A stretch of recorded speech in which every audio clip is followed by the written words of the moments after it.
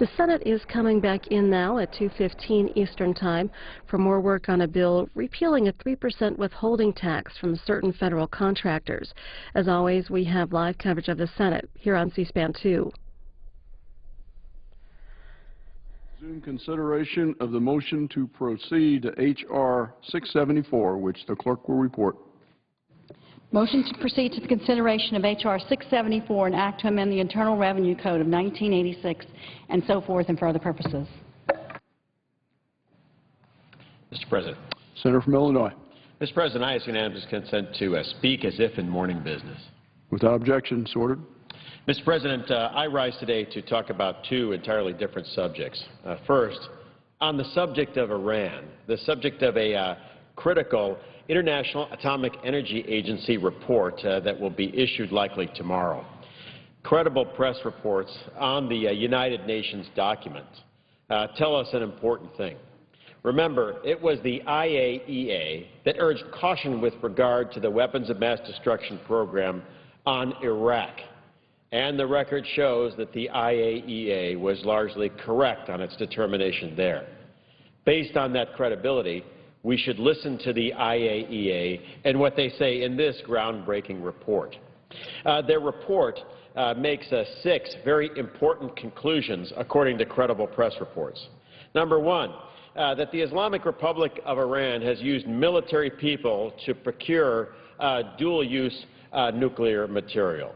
Number two, that they have developed an undeclared nuclear material production line separate from their commitments under the Nuclear Nonproliferation Treaty. Number three, that they have now acquired outside international information on the development of nuclear weapons.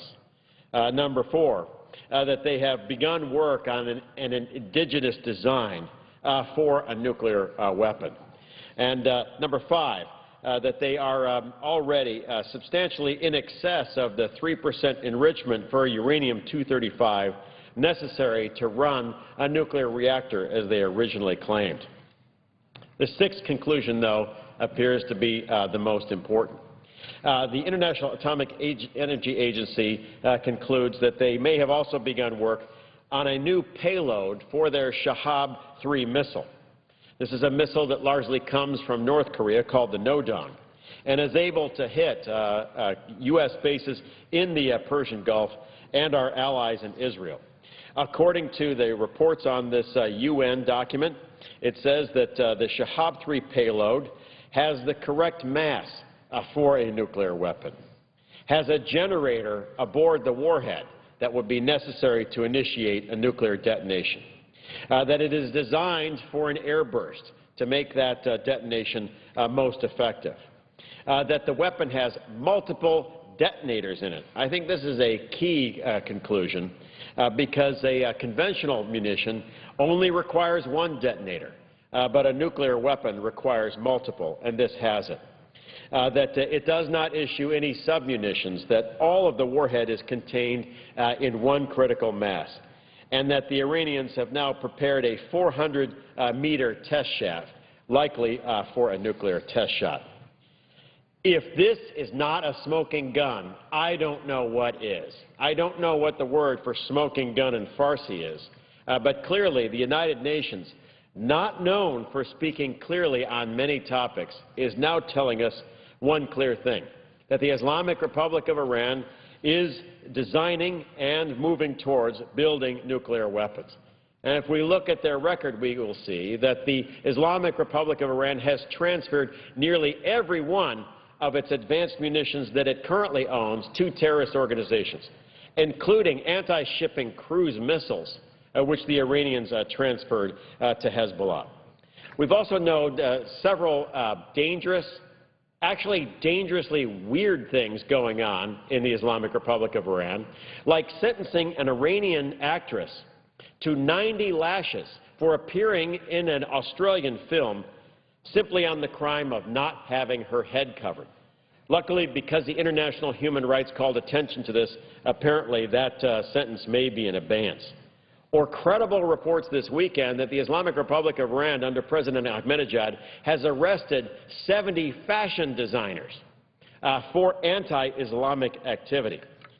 What we know for a fact is that the Islamic Republic of Iran has been a state sponsor of terror, as certified by President Carter, Presidents Reagan, Bush, Clinton, Bush II, and President Obama under Secretary of State Clinton. We know that they are the leading paymasters for Hezbollah and Hamas. And so what we can see clearly from this report is this year, or likely the year after, they will have nuclear weapons. I think it's quite likely that they would then transfer those nuclear weapons directly to Hezbollah and Hamas. This is something that we can't allow to happen, which is why action in the Senate and in the executive branch should occur on collapsing the central bank of Iran. We already have 92 senators who have agreed, even in these partisan times, to collapse the central bank of Iran. 92 senators have signed on to the Kirk-Schumer letter to call for this action. This action was also just recommended in an overwhelmingly bipartisan fashion in the House Foreign Affairs Committee under the leadership of Congressman Berman to recommend this also in the House. I think that the administration, who has leaked several times to the New York Times that they have this under consideration, should move in this direction. And for those countries that substantially purchase oil from the Islamic Republic of Iran, we should work with our Saudi allies to make sure that their needs are met so that we can go ahead and collapse the central bank of Iran and the Iranian currency, especially in the wake of this report. Remember, this is the government that, according to Attorney General Eric Holder, led a plot to blow up a Georgetown restaurant, possibly involving the death of many Americans, including, they described, senators, in an effort to kill the Saudi Arabian ambassador to the United States. This is singly irresponsible activity, and one that now, coupled with this IAEA report on nuclear weapons, should not be tolerated. I wanted to discuss this topic, but I wanted to discuss one other, which is that today the Supreme Court has agreed to oral argument on the case of U.S. versus Jones. The case concerns your rights to privacy as an American citizen. Now, as an American, I believe that our government is the greatest government for the potential of every human being and the dignity of that human being. And under our Constitution, we had the first government of any major government in the world to begin to protect that right of privacy, even against the government. It's enshrined in the Fourth Amendment to the Constitution. And as the Founding Fathers defined it, I think our 18th century Fourth Amendment privacy rights, which are covered, including your house and your place of business, are well defined and well protected under our law. The question is this: what about your rights to privacy in the 21st century? What about the mobile device that you carry, the tablet computer, the GPS in your car, and the various other computer devices that you have? Do you have a reasonable expectation of privacy with regard to this data? Or can the government access this data and decide that they can find out where you've been, who you've been with, and how long you've been there without a warrant? Given the fact that the Supreme Court has just taken up oral arguments on this case, I think it's important for the Senate to back the Wyden-Kirk GPS Act. This is an act that basically says that we should protect your rights of privacy in the 21st century as well as the 18th, 19th, and 20th centuries. That you should not only be secure in your house and your papers, but you should be secure in your GPS data as well. That if the government seeks to find out where you've been and who you've been with, at least it needs a warrant. Your right as an American citizen protected in that privacy before having access to that information. I hope that we consider this legislation as early as next year, because I think we rise to our greatest potential here in the United States Senate when we update your rights as an American to protect them, not just in the 20th century, but in the 21st century. And with that, Mr. President, I yield back.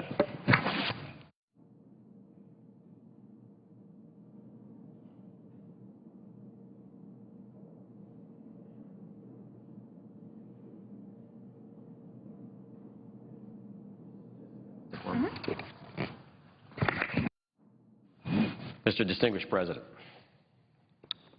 Senator from Illinois. I suggested absence of a quorum. Clerk will call the roll. Mr. Akaka.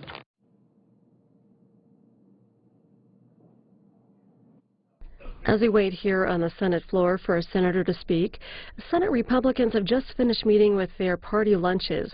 Right now, Senator Kay Bailey Hutchison is giving remarks about the lunch. Internet and technology has produced more jobs in this country than just about any other sector. It has been the cradle of innovation. It does not have a problem, and it does not need fixing. More regulation of the Internet is going to stop the investment, it's going to stop the creativity, and put our businesses, our providers, at a competitive disadvantage with Europeans and others that have kept their Internet free of over-regulation. So we have a chance tomorrow with a 51-vote requirement to, actually it'll probably be Thursday when we have the actual vote, to cut back on the over-regulation that this administration has put forward and do something that really can help spur jobs in this country. Well, I'm looking forward to supporting Senator Hutchinson's resolution. I think it's another example of things where you've got the House of Representatives having acted in a bipartisan way to roll back regulations that drive up costs of doing business in this country. And it'd be great to get enough Democrats to get to 51 in the Senate tomorrow to actually stop the FCC from proceeding with this net neutrality regulation. The other thing I think is if you look at the number of bills, we talked last week about the forgotten 15, and now I think it's like the 22 pieces of legislation that have passed the House of Representatives with bipartisan support. Those are the types of things that we ought to be working on right now, things that we actually know could pass the United States Senate and could get people in this country back to work. Instead, we go through this exercise almost every week now of having a bill brought forward by the Democrat majority that we know isn't going to pass, that really is more of a communications and a messaging thing that's designed more about the next election than it is about getting people back to work. And so I hope that the Democrat majority here in the Senate and the White House will decide that it's more important that we be working on actually growing our economy, expanding our economy and creating jobs than it is about saving the President's own job. Because right now we've got lots of legislation, lots of things that have moved through the House of Representatives with broad bipartisan support that would enjoy, I think, bipartisan support in the Senate that actually could pass. Those are the types of things that we ought to be focused on if we're serious about getting people in this country back to work. Today is a deadline date in Washington. 120 days ago, the President issued an executive order telling his independent agencies that he wanted to hear back from them what they could do to take care of some of these regulations that continue to make it harder and more expensive for the private sector to create jobs. As of just a few minutes ago, on day 120, not a single one of these independent agencies have reported out anything.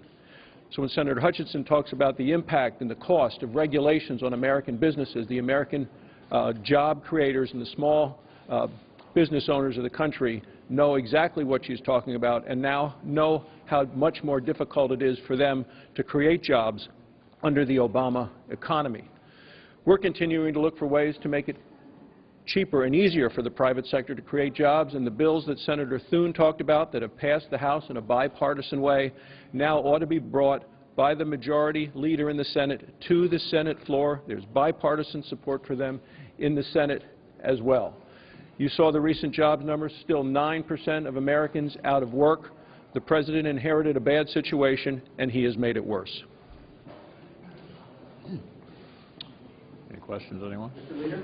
Yeah. Mr. Leader, one of your party's presidential candidates is now accused of sexual harassment against any number of women.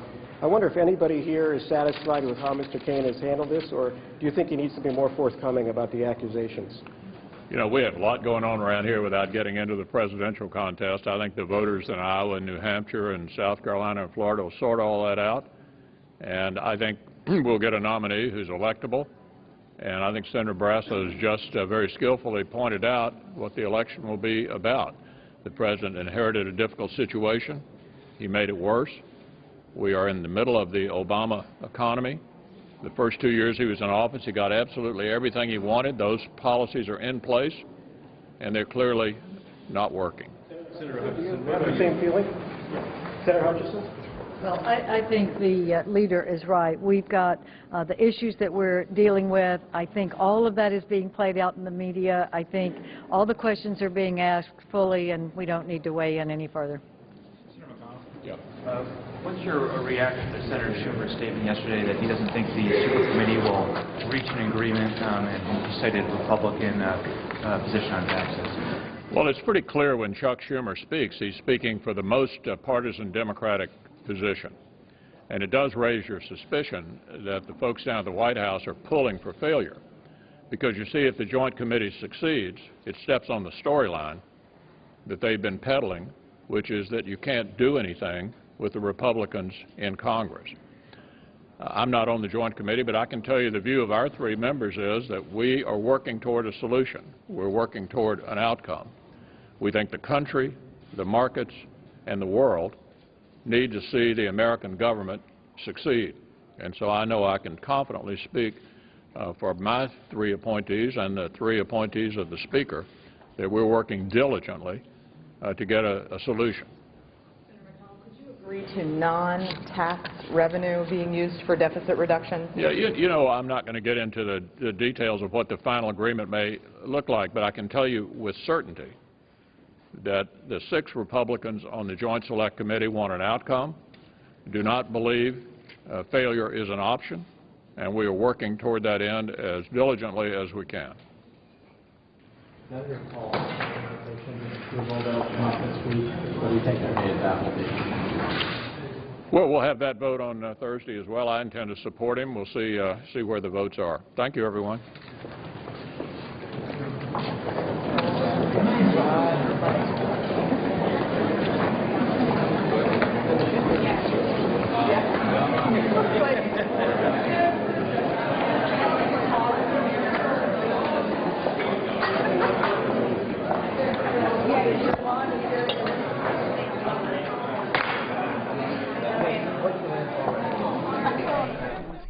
We heard from Senate Majority Leader Harry Reid after the Democratic Party lunch about a half hour ago. You can see his remarks at cspan.org. The Associated Press is reporting that Italian Premier Silvio Berlusconi promised today to resign after Parliament passes economic reforms demanded by the European Union, capping a 2-decade political career that's ended with Italy on the brink of being swept into Europe's debt crisis. Italian President Giorgio Napolitano met for about an hour with Mr. Berlusconi after the premier lost his parliamentary majority during a routine vote earlier today. In a statement, Napolitano's office said Berlusconi had promised during the meeting to resign once the economic reforms have passed Parliament. A vote on the measure is planned for next week. And a reminder that Republican presidential candidate Herman Cain will give remarks live at 5 p.m. Eastern Time from Phoenix, responding to sexual harassment allegations. We'll have that live on C-SPAN, C-SPAN Radio, and cspan.org.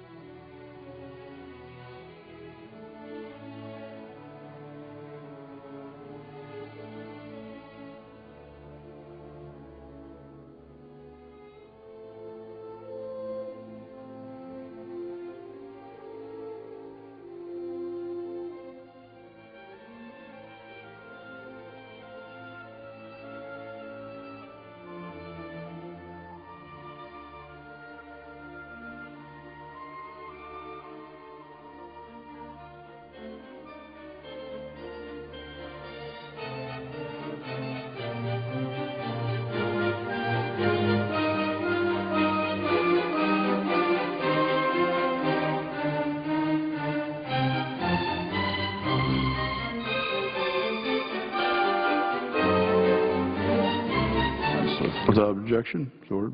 I thank the Chair. Mr. President, today the International Atomic Energy Agency has issued its latest report on the nuclear weapons development program of the Islamic Republic of Iran.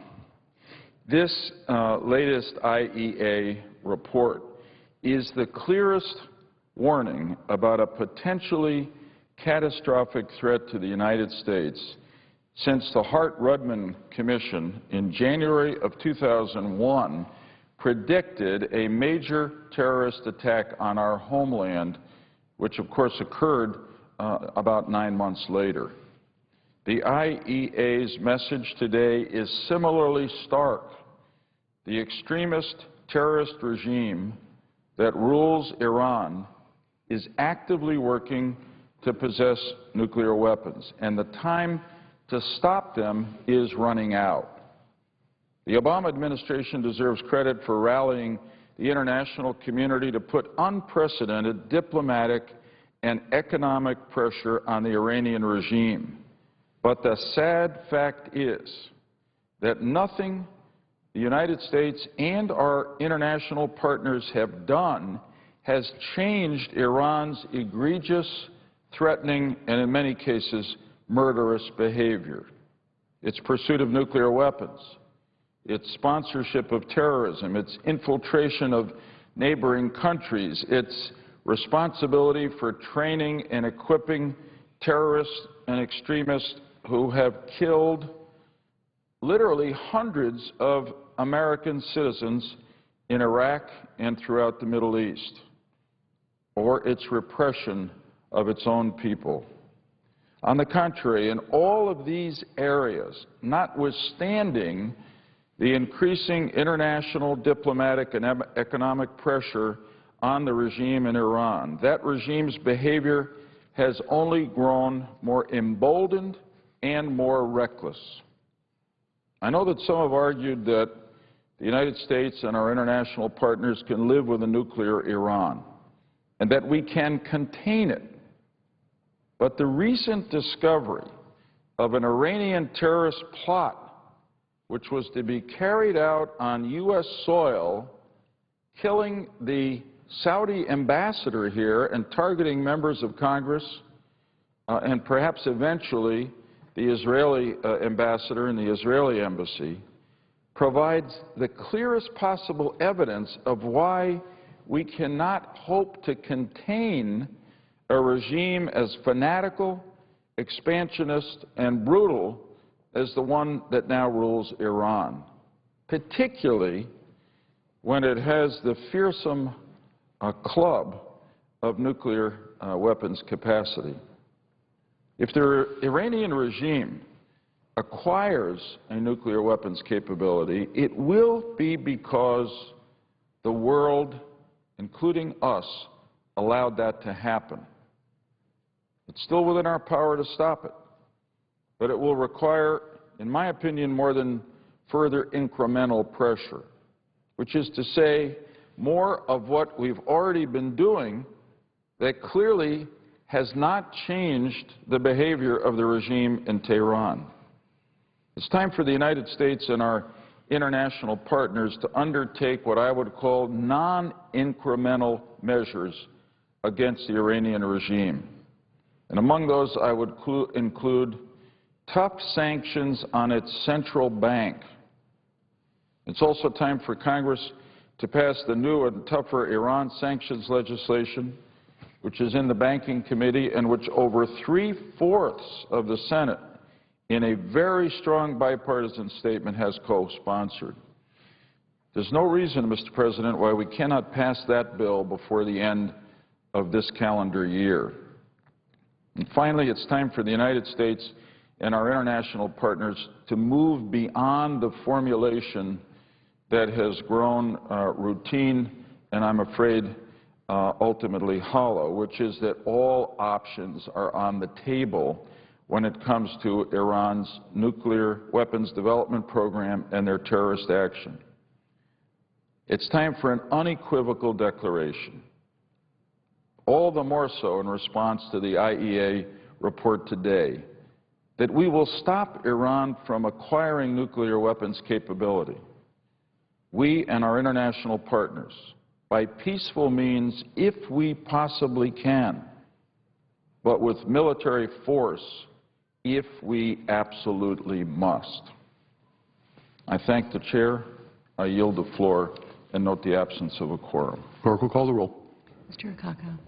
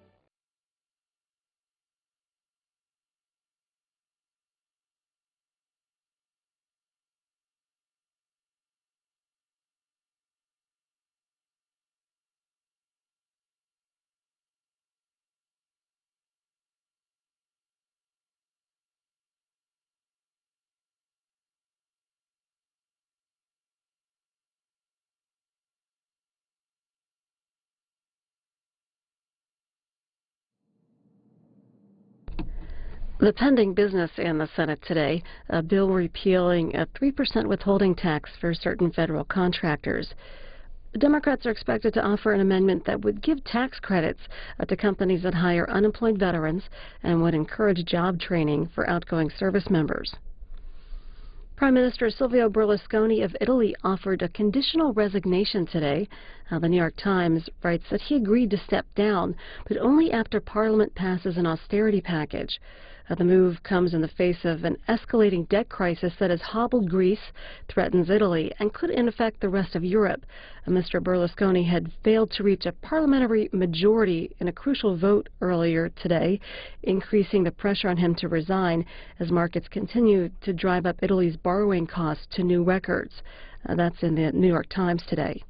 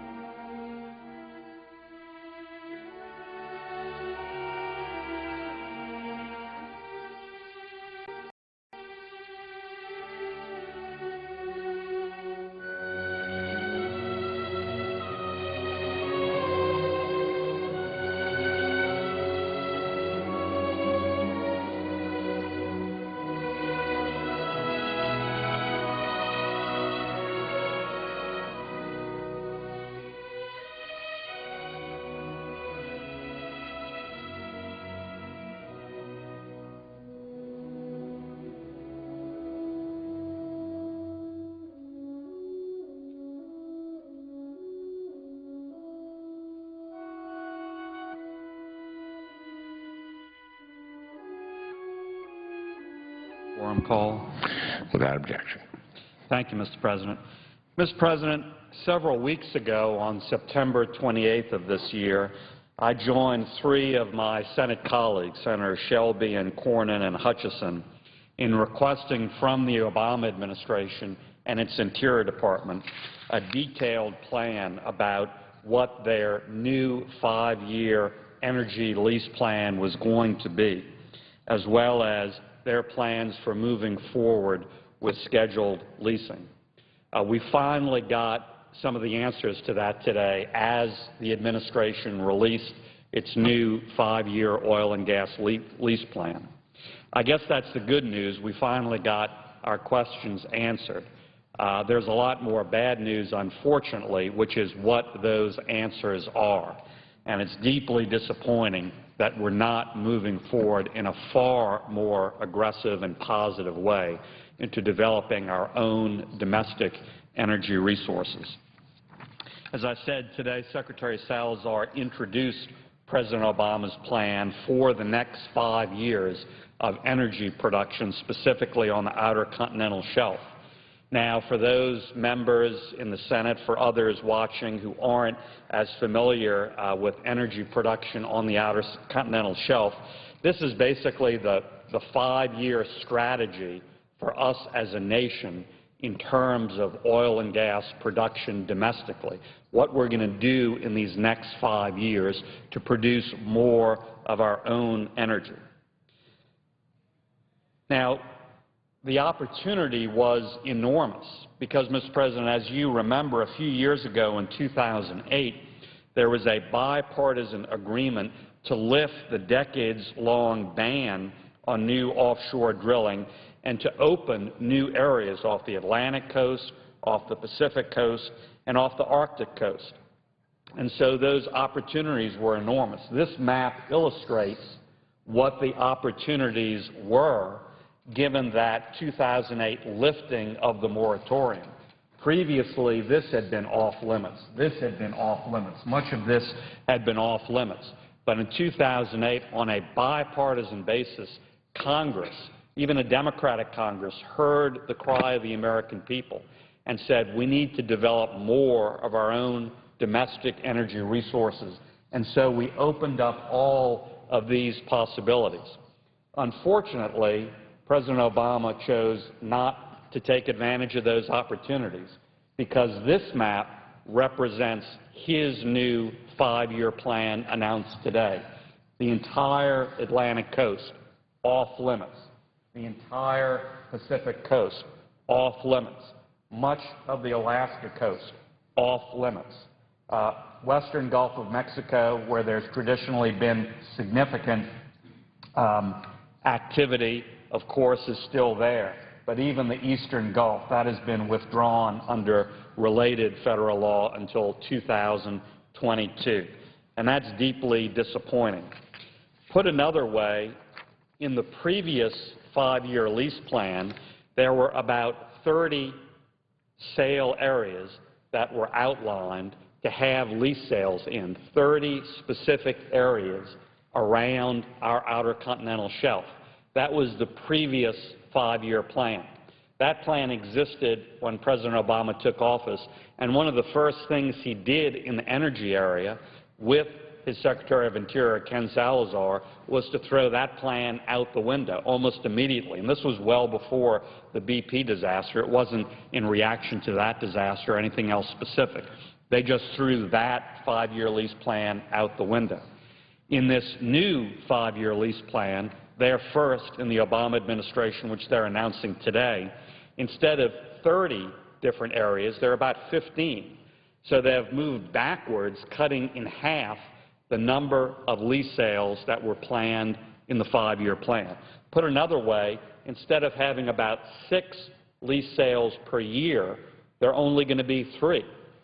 Now, as any fourth grader can tell you doing that simple math, that's moving backwards by a lot. That's going from about 30 lease sales to half that number, 15. That's going from about 6 a year to half that number, 3. Now, our energy needs are not moving backwards.